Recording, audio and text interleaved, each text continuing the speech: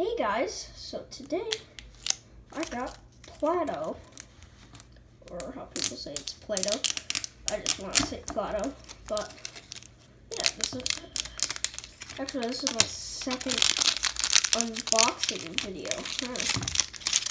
Wrapping it off, it's useless. So let's get this open. We're gonna make some cool stuff with it. Just when you open Play-Doh, it's just so satisfying.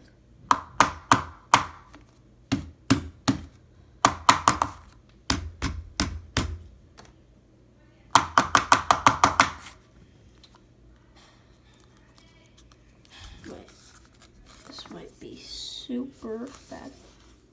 Actually, might be good. Actually, wait.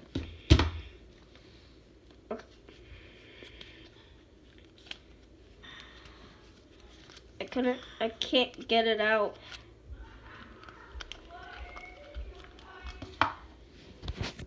There.